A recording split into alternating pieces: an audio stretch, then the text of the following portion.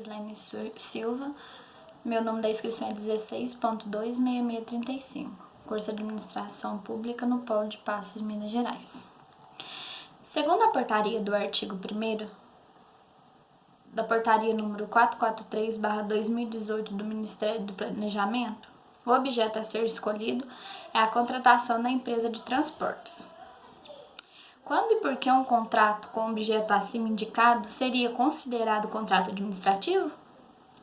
Uma das características seria a questão de quem que está contratando seria a administração pública, que está sendo vinculada ao direito administrativo. Segundo a Lei 866/93, no seu artigo 2º, parágrafo único, considera-se contrato administrativo quando há acordo de vontades para a formação de vínculo e a estipulação de obrigações recíprocas entre órgãos e entidades da administração pública. De acordo com essa mesma lei, inciso 2º, uma das características do contrato administrativo é a ação da administração pública direta e indireta de atender os interesses públicos. Será considerado um contrato administrativo também pelo fato do Estado, através do Ministério de Planejamento, ser uma das partes do contrato.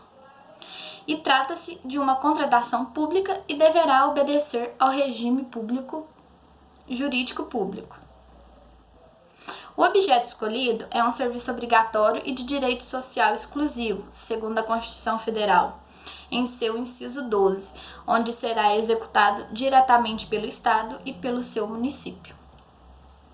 O objeto do contrato é a relação jurídica dos sujeitos e devem obedecer o direito público da Constituição Federal de 88. As prerrogativas do contrato serão sempre do poder público. As negociações do contrato devem obedecer os princípios gerais da administração pública no seu artigo 37.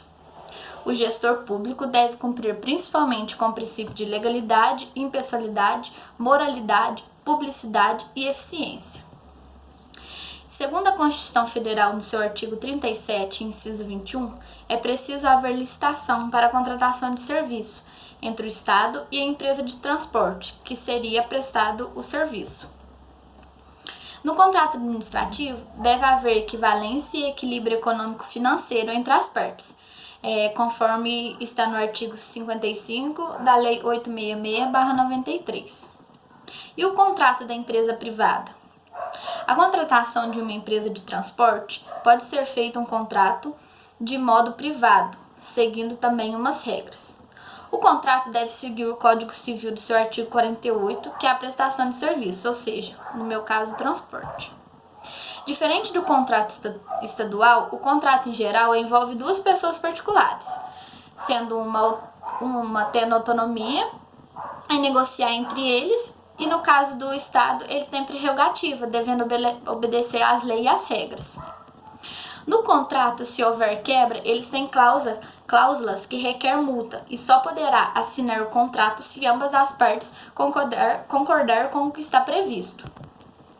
Não é necessário seguir o processo de licitação para ver compras e prestação de serviço.